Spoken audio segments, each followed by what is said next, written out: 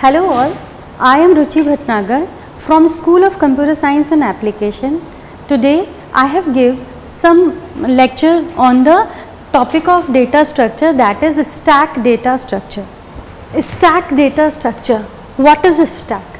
We know a stack is a type of linear data structure, or we can say that it is one and close list where all of the operations have been performed from the top end, so that there is an important pointer which is called the top pointer through which the all of operation has been performed on the stack. सबसे पहले हम देखेंगे जो हमारा stack है एक data structure है, यानी कि ये स्टैक डेटा स्ट्रक्चर के अंदर हम किस तरह से इसकी क्या क्या कैरेक्टरिस्टिक्स हैं और किस तरह से हम इसमें ऑपरेशंस परफॉर्म करते हैं. स्टैक. सो फर्स्ट पॉइंट, एक stack is a collection of items where all the items has been inserted orderly, and every time there is an insertion of item or the deletion of item, there is a special pointer that is called the top to use to handle the operation. That means कि stack एक ऐसा data structure है जिसे हम one side open data structure कहते हैं. इस structure में हम जब भी कोई इंसर्शन का ऑपरेशन करेंगे, डिलीशन का ऑपरेशन करेंगे, स्पीक ऑपरेशन परफॉर्म करेंगे या फिर डिस्प्ले ऑपरेशन परफॉर्म करेंगे, तो हमें एक स्पेशल पॉइंटर की ज़रूरत पड़ेगी, that is called the top pointer और the top end through which all of the operations has been performed. The second important characteristic of stack is it works on the LIFO principle. अब हम जानेंगे कि LIFO principle क्या होता है. आप सभी ने देखा कि अगर हम स्टैक को देखें तो स्टैक का एक एंड क्लोज है और एक एंड जो है वो ओपन है, जिसकी मदद से हम यहाँ पर इंसर्शन और डिलीशन ऑपरेशन परफॉर्म कर रहे हैं. लास्ट इन फर्स्ट आउट वो प्रिंसिपल है जिस पर स्टैक काम करता है. दैट मीन्स कि जो आइटम सबसे लास्ट में लिस्ट इस स्टैक लिस्ट में गया है उसी आइटम को आप सबसे पहले पॉप कर पाएंगे या डिलीट कर पाएंगे. The last item that has been inserted into the stack that must be deleted first from the stack. Stack से वही आइटम सबसे पहले डिलीट हो सकता है. The second is so that it works on LIFO principle. That principle is called last in first out. The third important characteristic of stack that it is a linear data structure. What does the linear data structure means? इसका मतलब है कि इस structure के अंदर, stack structure के अंदर जितने भी एलिमेंट्स आप इंसर्ट करेंगे या स्टोर करेंगे सब एक कंसेक्यूटिव मैनर में आपकी रैंडम एक्सेस मेमोरी में स्टोर होंगे. The structure is linear always. All the data items can share the consecutive memory locations. अब जब हम स्टैक के बेसिक फंडामेंटल को समझ चुके हैं, दैट मीन्स स्टैक क्या है. स्टैक एक लीनियर डेटा स्ट्रक्चर है जिसमें एलिमेंट्स को हम कंसेक्यूटिव मेमोरी लोकेशंस में स्टोर करेंगे. ये लीफो के प्रिंसिपल पर काम करेगा. जो आइटम आपने लास्ट में इंसर्ट किया है उस आइटम को ही आप सबसे पहले बाहर निकाल पाएंगे. अगर हम इसके एग्जाम्पल की बात करें तो जैसे कि हमने देखा है, अगर हम यहाँ पर स्टैक ऑफ प्लेट्स बनाते हैं तो जो प्लेट हमने सबसे ऊपर रखी है उसी प्लेट को हम सबसे पहले रिमूव कर सकते हैं. अगर आप बीच में से किसी भी प्लेट को मूव करेंगे तो क्या होगा, बाकी की सारी प्लेट्स डिस्टर्ब हो जाएंगी या फिर गिर भी सकती हैं. तो इसी तरह से स्टैक को हम एक डेक ऑफ कार्ड्स की मदद से भी समझ सकते हैं कि यहाँ पर इस डेटा स्ट्रक्चर के अंदर एलिमेंट्स को वन बाय वन इन किया जाता है और लास्ट एलिमेंट को हमेशा सबसे पहले डिलीट किया जाता है. That is the basic fundamental. The third important concept of stack is there is a pointer that is called the top pointer. इस top pointer की मदद से ही हम इसमें सारे ऑपरेशंस परफॉर्म करते हैं, चाहे वो इंसर्शन ऑपरेशन हो चाहे वो डिलीशन ऑपरेशन हो. अब अगर हम बात करते हैं मेमोरी रिप्रेजेंटेशन की, तो हर एक डेटा स्ट्रक्चर को हम दो तरह से रिप्रेजेंट कर सकते हैं मेमोरी में। इसी तरह से स्टैक हमारा जो कि एक लीनियर डेटा स्ट्रक्चर है, हम इसे static binding using array, that means array की मदद से रिप्रेजेंट कर सकते हैं, लेकिन स्टैक में जो बाइंडिंग रहेगी वेरिएबल्स की, डेटा लोकेशंस की, वो स्टैटिक रहेगी। और अगर हम इसका रिप्रेजेंटेशन लिंक्ड लिस्ट की मदद से करेंगे तो ये डायनेमिक बाइंडिंग यानी कि रन टाइम बाइंडिंग हमें रिप्रेजेंट करेगा। तो सबसे पहले हम देखेंगे कि अगर हम स्टैक को एरे से रिप्रेजेंट करते हैं तो हमें उस किस तरह से हम उसे रिप्रेजेंट कर सकते हैं। तो जब भी हम किसी डेटा स्ट्रक्चर को पढ़ते हैं तो सबसे पहले ये पढ़ते हैं कि how we create a data structure, हम इस डेटा स्ट्रक्चर का क्रिएशन कैसे करें। तो creation is the first operation that has been performed on the data structure. अब अगर हमें स्टैक को क्रिएट करना है और हम क्रिएट कर रहे हैं एरे की मदद से, तो सबसे पहले आपको क्या चाहिए, एक एरे एलिमेंट्स चाहिए जो स्टैक की तरह से काम करें, स्टैक के फंडामेंटल पर वर्क कर सकें। तो हमने यहाँ पे क्या लिया है, सबसे पहले आपको एक स्टैक डिक्लेयर करना है using the array concept. Array के कॉन्सेप्ट से पहले आप एक स्टैक डिक्लेयर करेंगे। अगर हम बात करते हैं स्टैक में, एरे में स्टैक के कॉन्सेप्ट को इम्प्लीमेंट करने की, तो हम यहाँ पर किसी भी डेटा एलिमेंट्स को उसके इंडेक्स से एक्सेस नहीं कर सकते हैं। हम यहाँ पर एक न्यू एलिमेंट क्रिएट करेंगे that is called the top, because the operations has been performed here by the help of the top only. इस टॉप की मदद से ही हम इस एरे को क्रिएट करेंगे। अब चूँकि हम यहाँ पर स्टूडेंट एरे की मदद से इस डेटा स्ट्रक्चर को रिप्रेजेंट कर रहे हैं और एरे हमारा एक स्टैटिक बाइंडिंग को शो करता है, तो स्टैटिक बाइंडिंग क्या होती है? स्टैटिक बाइंडिंग मीन्स है कि अगर आप एडिटर पर जितने भी डेटा एलिमेंट्स के लिए एरे को डिक्लेयर कर देते हैं, उतने ही at the time of compilation the all of memory location has been allotted for that particular data structure. तो यहाँ पर अगर हमने एरे को 10 एलिमेंट्स के लिए, 20 एलिमेंट्स के लिए, 50 एलिमेंट्स के लिए डिक्लेयर कर दिया है, तो पहले ही कंपाइल टाइम पर ही 50 लोकेशन से अपने वेरिएबल्स बाइंड हो जाएंगे, that is called static binding. तो एरे के थ्रू अगर हम स्टैक इम्प्लीमेंट करना चाहते हैं तो हमें इन 3 पैरामीटर्स को डिक्लेयर करने की ज़रूरत पड़ेगी। The first one, we have to declare a stack within concept of array. The second one, we have to declare a top, which is a variable in case of array, and through which we can perform the insertion operation as well as the deletion operation. And the third one, the max, because array represent the static binding, so that we can represent the maximum element that we have used for our program.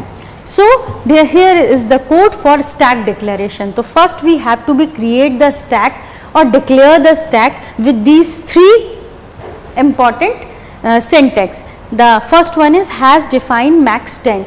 It is a constant that has been defined max, that has been named max with a value of 10 numbers.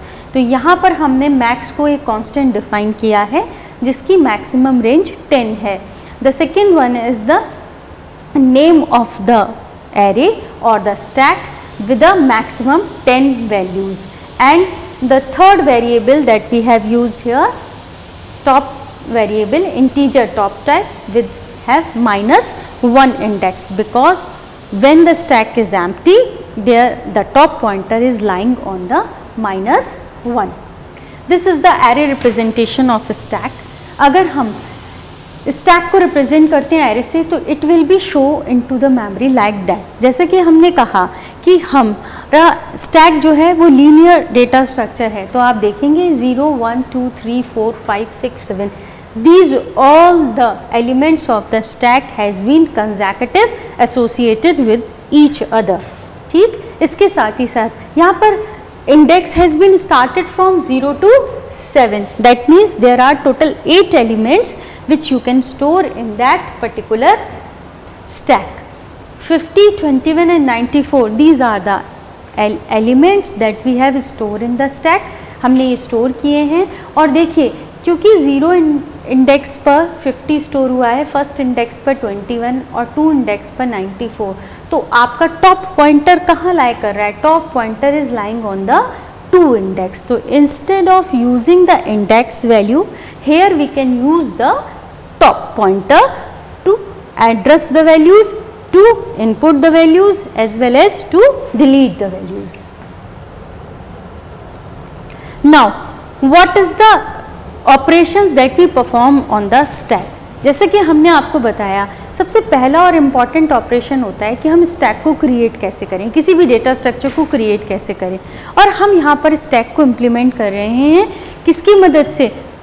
Array की मदद से। तो आपने देखा कि जब हम उसे एरे की मदद से क्रिएट करते हैं तो हमें एक तो एरे क्रिएट करना है स्टैक नाम से with the maximum number of values, क्योंकि हम स्टैटिक बाइंडिंग पर काम कर रहे हैं। और इसके साथ ही साथ हमने एक टॉप नाम का वेरिएबल डिक्लेयर किया है, इंटीजर टॉप, जिससे कि हम एड्रेस करेंगे वैल्यू के इंसर्शन के time as well as deletion के टाइम। तो क्योंकि स्टैक के जो ऑपरेशंस हैं इंसर्शन एंड डिलीशन, वो instead of known as insertion and deletion they are known as push and pop operation. Whenever an element has been inserted into the stack, it is known as push operation, and whenever an element has been deleted from the stack, it is known as pop operation. तो ये push and pop operation किस तरह से काम करते हैं वो हम देखेंगे। तो this is the first algorithm of push algorithm, which we also said that insertion algorithm. अब देखिए पुश नाम का हमने एक एल्गोरिदम बनाया है। अब आप इसे ध्यान से देखेंगे तो what is stack? Stack is an array in which you want to push the elements.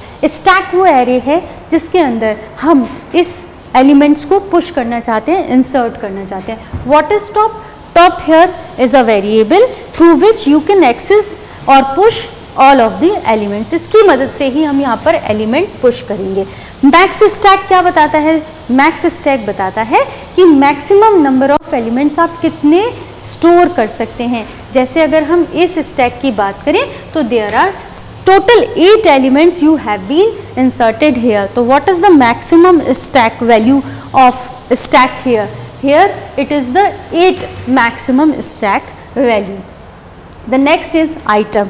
Which item you want to insert into the stack? आप कौन सा आइटम इंसर्ट करना चाहते हैं? तो whenever we have to be write an algorithm, जब भी हम एल्गोरिदम लिखते हैं तो एल्गोरिदम में यूज़ होने वाले सारे पैरामीटर्स को हम यहाँ पर स्पेसिफाई करते हैं। तो क्योंकि ये इंसर्शन और पुश का एल्गोरिदम है इसलिए हमने स्टैक स्पेसिफाई किया है। टॉप जिसकी मदद से हम एलिमेंट्स इंसर्ट करेंगे वो हमने स्पेसिफाई किया है।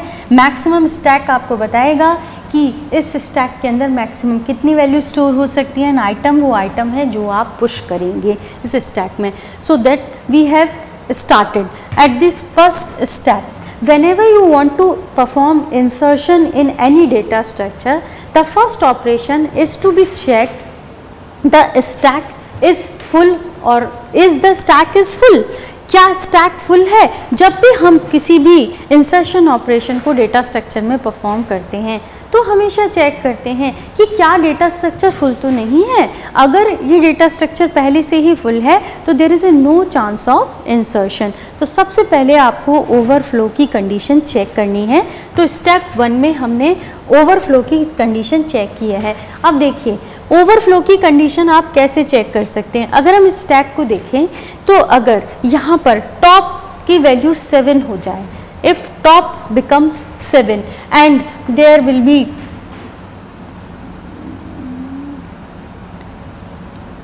93, 97, 2, 5, 6 ये सारे एलिमेंट मैं यहाँ पे पुश कर दूँ और टॉप हमारा 7 पर लाई करने लगे तो क्या मैं कोई और एलिमेंट इसमें स्टोर कर पाऊँगी? नहीं, मैं कोई भी और एलिमेंट इसमें स्टोर नहीं कर पाऊँगी। तो पहले एल्गोरिदम का पहला स्टेप कहता है कि if top equals to max stack, अगर टॉप की वैल्यू मैक्सिमम स्टैक वैल्यू के इक्वल हो जाए which is in that case 8, if top equals to 7 which is equals to 8 यानी मैक्स -1 तक हो जाए तो हम कहेंगे कि हमारी जो डेटा स्ट्रक्चर है वो फुल है। Then you have to be print overflow and return from this procedure और द कोड। आप इस फंक्शन से बाहर निकल जाएंगे और चेक करेंगे। तो there are two condition to check the condition of overflow. If the top is lying on the max stack, और in that case, and or you can say that if top equals to max stack minus 1, if we taking the index from 0 to max minus 1, जैसे हमने यहाँ पर किया है, 0 से लिया है तो टोटल एलिमेंट हमारे पास 7 हैं।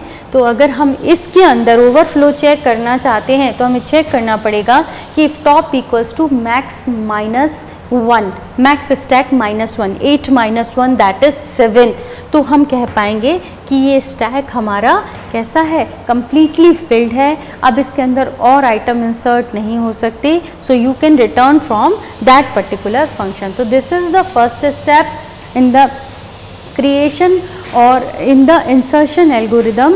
You have to be check the overflow. And how do we check the overflow in the stack?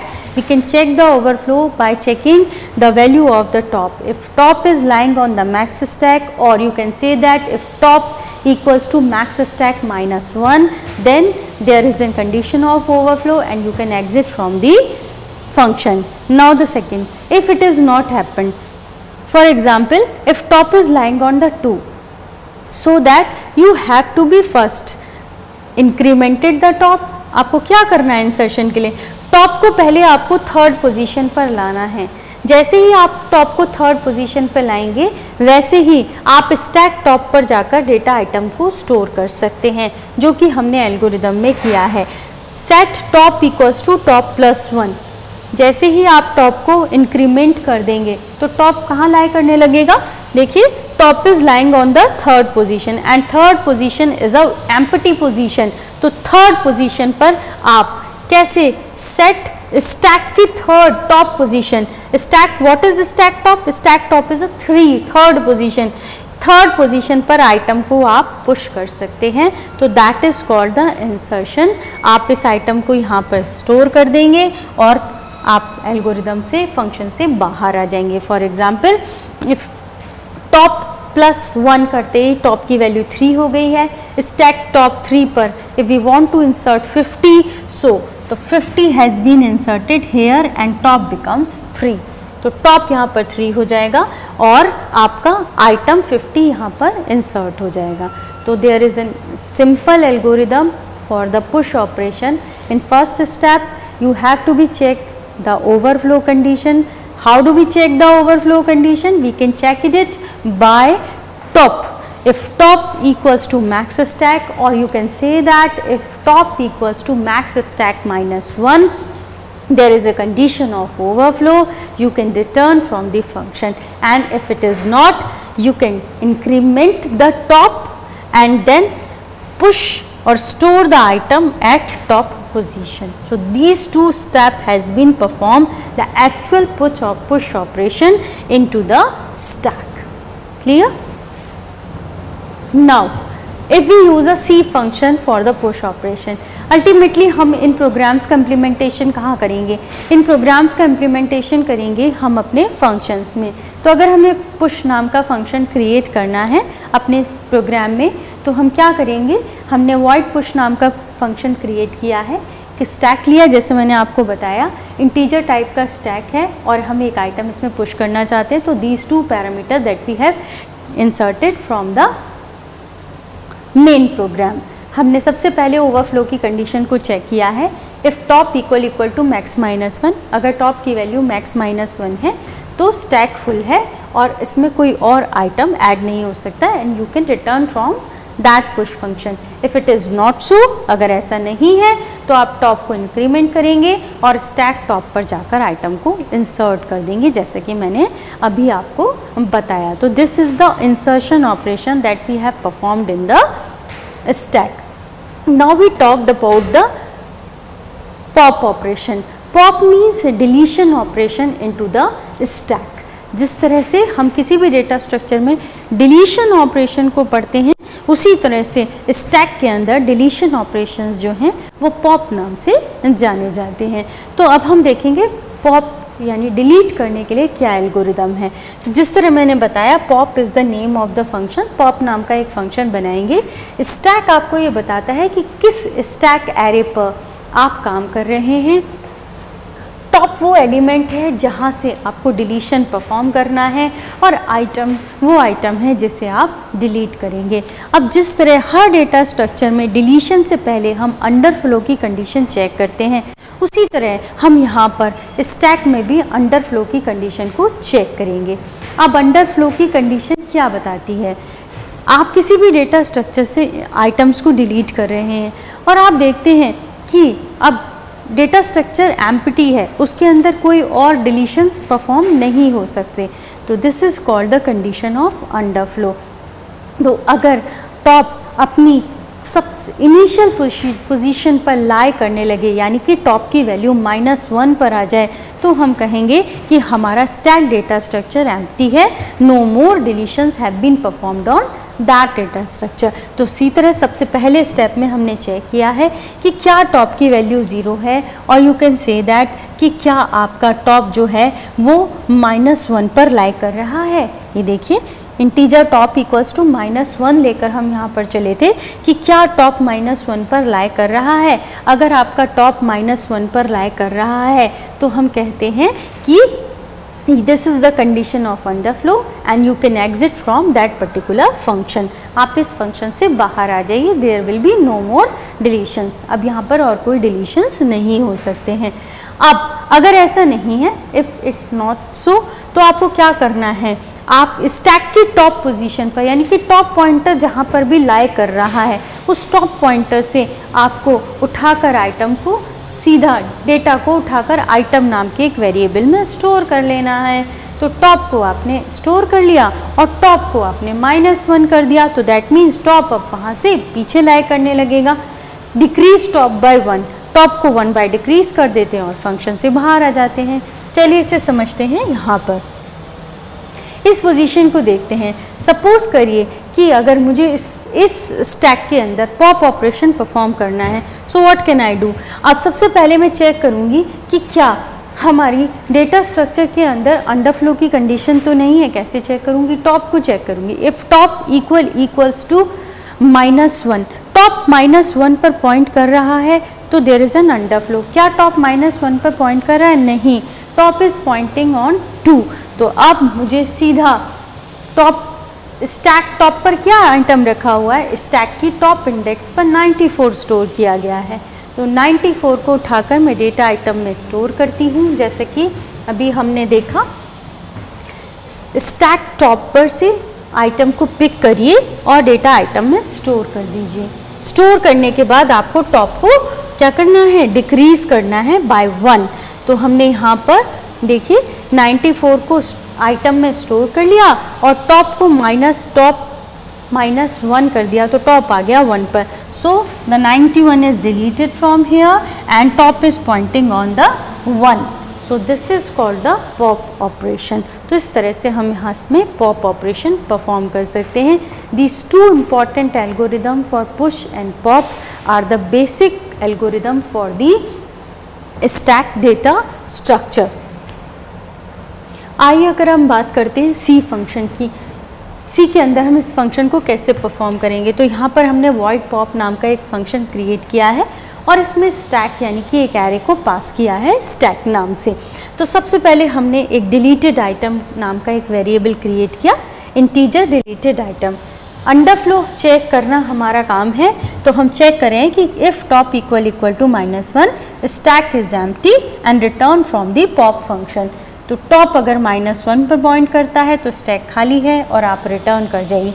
पर आपने देखा कि टॉप -1 पर पॉइंट नहीं कर रहा है, इट इज़ पॉइंटिंग ऑन 2।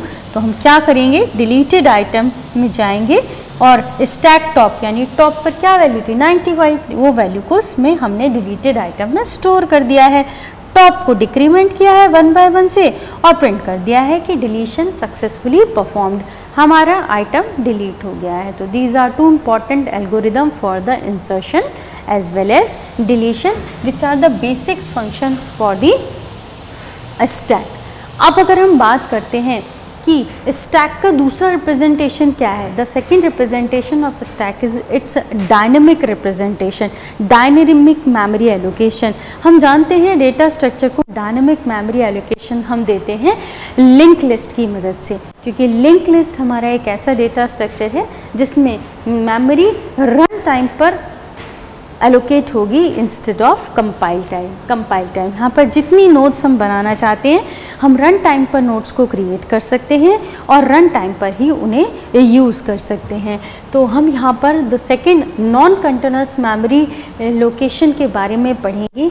ये ऐसी लोकेशंस और ऐसी नोड्स होंगी जिन नोड्स को हम कंसेक्यूटिव स्टोर तो नहीं कर सकते हैं, बट इनके एड्रेस को कंसेक्यूटिव पॉइंटर्स की मदद से रखकर हम इन्हें कंसेक्यूटिव मेमोरी लोकेशंस में कन्वर्ट कर देते हैं। तो they are also known as linear data structure. तो जब हम स्टैक को रिप्रेजेंट करते हैं लिंक लिस्ट से, तो हमें क्या क्या पैरामीटर्स की ज़रूरत पड़ती है। सबसे पहले हमें ज़रूरत पड़ेगी स्टैक क्रिएट करने की। तो सबसे पहले हम नोड्स को क्रिएट करेंगे। आप जानते हैं लिंक लिस्ट के अंदर एलिमेंट्स ना होकर नोड्स होते हैं। नोड्स क्या है? नोड्स आर द स्ट्रक्चर्स जिनके अंदर हम डेटा एलिमेंट स्टोर करते हैं और एड्रेस को स्टोर करते हैं, नेक्स्ट नोड के एड्रेस को होल्ड करते हैं। तो दीज आर द नोड्स, ये नोड्स हैं जिनके अंदर हमने एलिमेंट स्टोर किया है। And these yellow pointers are the pointers they can hold the address of the next node.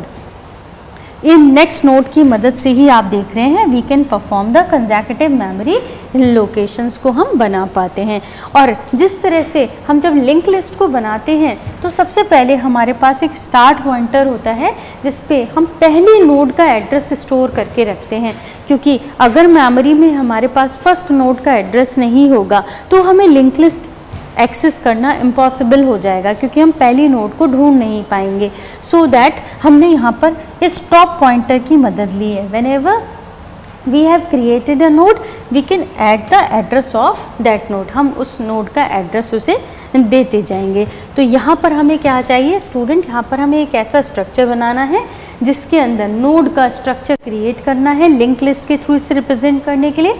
एक ऐसा स्ट्रक्चर जिसमें डेटा एलिमेंट स्टोर हो सके एज वेल एज एक ऐसा पॉइंटर हो जो नेक्स्ट नोड का एड्रेस होल्ड कर सके। इसके साथ ही साथ हमें चाहिए पॉइंटर्स जो हमारी नेक्स्ट नोड को लिंक कर सकें। The third important pointer is a top pointer. इस टॉप पॉइंटर की मदद से ही हम इंसर्शन और डिलीशन परफॉर्म करेंगे। जैसे कि आपने देखा स्टैक जो है वो लास्ट इन फर्स्ट आउट पर काम करता है। तो जो पहला एलिमेंट हमने इंसर्ट किया था वो 10 था। जैसे ही 10 के बाद 42 इंसर्ट हुआ, टॉप इज पॉइंटिंग ऑन 42। 42 के बाद 78 इंसर्ट हुआ, टॉप इज पॉइंटिंग ऑन 78। जैसे ही 34 इंसर्ट हुआ, टॉप इज पॉइंटिंग ऑन 34। जैसे ही 21 इंसर्ट हुआ, टॉप इज पॉइंटिंग ऑन 21। आप देख रहे हैं टॉप ने 21 पर पॉइंट किया है। तो इससे आपको ये पता चलता है कि जैसे जैसे आइटम इंसर्ट होते जाएंगे टॉप अपनी पोजीशन पर हमेशा उसे स्टोर करता जाएगा। अब लास्ट में कौन सा आइटम इंसर्ट हुआ? 21 is inserted at the last. और अगर मुझे इसे पॉप करना हो तो सबसे पहले मैं किसे पॉप कर सकती हूँ? जहाँ पर टॉप पॉइंट करता हो। तो टॉप कहाँ पॉइंट कर रहा है? 21 पे पॉइंट कर रहा है। तो सबसे पहला डिलीशन और पॉप ऑपरेशन जो मैं परफॉर्म करूँगी वो 21 पे करूँगी, जो कि लास्ट में इन हुआ था। That's why it is called last in first out data structure. चलिए इसे देखते हैं। फॉर एग्जाम्पल अब देखिए टॉप के पास इस समय क्या है? There is a null pointer at the top. Top पर अभी नल पॉइंटर है। तो जब टॉप पर नल है that means no node has been created yet. अभी तक कोई भी नोड नहीं बनाई गई है। तो टॉप पर नल पॉइंटर है और स्टैक का साइज हमने कह दिया 0 है। अब हमने कहा कि पुश करिए 17। पुश मीन्स इंसर्ट करिए 17। तो पहले आपको क्या करना पड़ेगा? एक नोड क्रिएट करनी पड़ेगी विद अ 17 जिसमें डेटा एलिमेंट क्या होगा? 17 एंड हैविंग एड्रेस नल, जिसके पास एड्रेस क्या होगा? नल एड्रेस होगा। अब क्योंकि स्टैक का साइज 1 हो गया है 17 को पुश करते ही, और where is the top pointing? Now the top hazing null. यहाँ पर टॉप पर नल है, लेकिन जैसे ही 17 इंसर्ट हुआ टॉप के पास किसका एड्रेस है, टॉप के पास इस नोड का एड्रेस आ गया है, 17 नोड का एड्रेस। क्लियर, इसका नोड का एड्रेस उसने स्टोर कर लिया है, तो दिस इज कॉल्ड स्टैक का साइज 1 हो गया है और top is pointing on the first node. अब हम इसमें पुश करते हैं 23।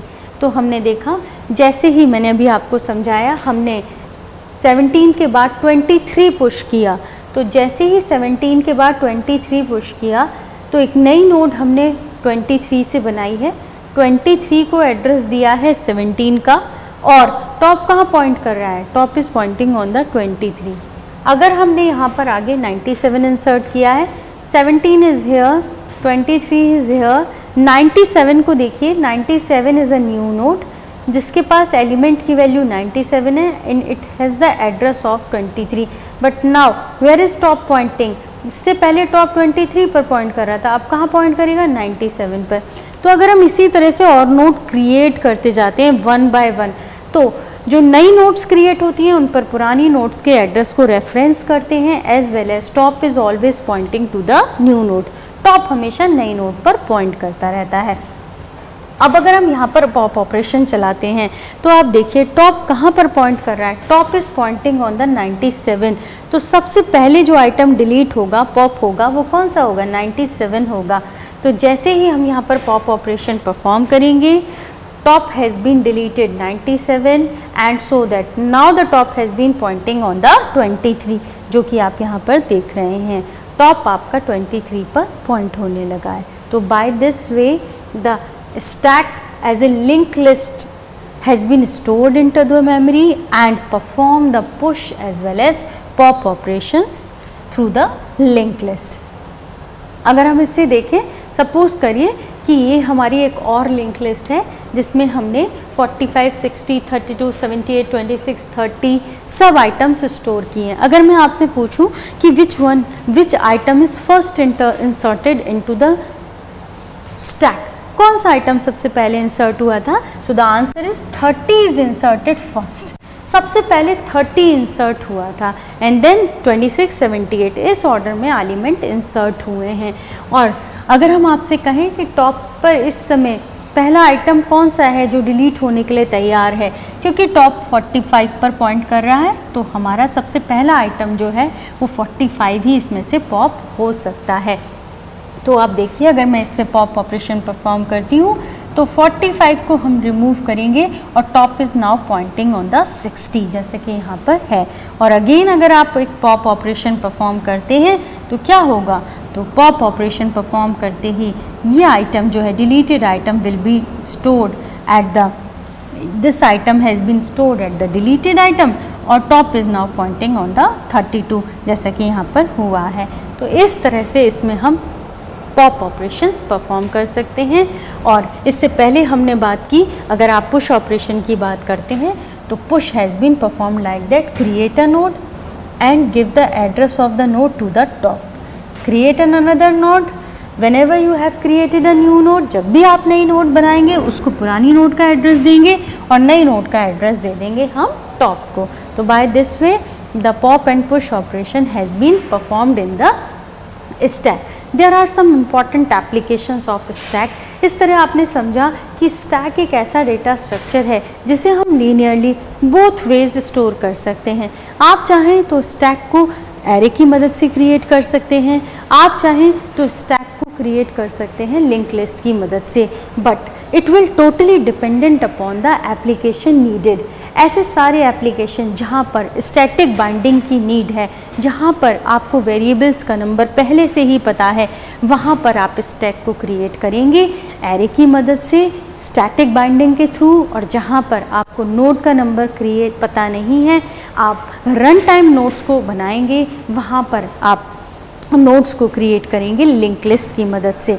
और दोनों में ही आप पुश और पॉप ऑपरेशन परफॉर्म कर सकते हैं। जैसा कि हमने समझा, अगर हम एप्लीकेशंस की बात करें तो स्टैक एक ऐसा डेटा स्ट्रक्चर है जो वन साइड क्लोज है और वन साइड, इसका वन साइड ओपन है, इसे one side open ended list भी कहते हैं। इस लिस्ट को एप्लीकेशन के थ्रू कुछ इम्पॉर्टेंट एप्लीकेशंस हैं, जैसे जब हम किसी भी प्रोग्राम को एग्जीक्यूट करते हैं और उसमें नंबर ऑफ़ फंक्शंस को स्टोर कर देते हैं और उन फंक्शंस को कॉल करते हैं उनके कॉलिंग बिहेवियर के बेसिस पर, उनके कॉलिंग रूटीन के बेसिस पर कि आपने पहले कौन सा फंक्शन किया, तो कौन सा फंक्शन कॉल किया है। तो मेमोरी में एक स्टैक क्रिएट होता है, that is called the memory stack.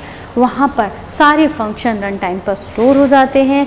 जैसे जैसे आप रन टाइम पर उन फंक्शंस को कॉल करते हैं वो वन बाय वन आपके कॉलिंग लिस्ट में according to your calling list आपके आउटपुट आपको परफॉर्म करते हैं। तो ये पहला ऑपरेशन है, पहला एप्लीकेशन है कि memory stack has been created into the memory when you can encounter more than 2, 3, 4 और n number of function. The second important application of the stack is हमारे पास एक्सप्रेशंस होते हैं, मैथमेटिकल एक्सप्रेशंस।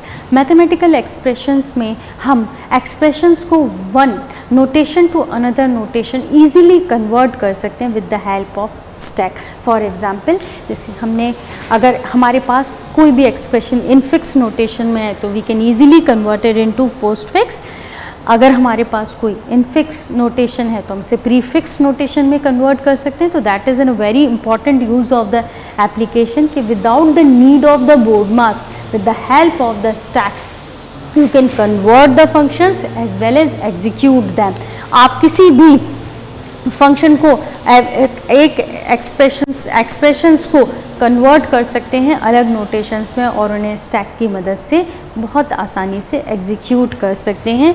और आप किसी भी तरह से नंबर्स को कन्वर्ट कर सकते हैं। For example, reversing an array converting decimal numbers into binary numbers. आप किसी भी एरे को कन्वर्ट कर सकते हैं, डेसिमल टू बाइनरी कन्वर्जन कर सकते हैं in the very easy way with the help of the stack. That's all for today. Thank you so much.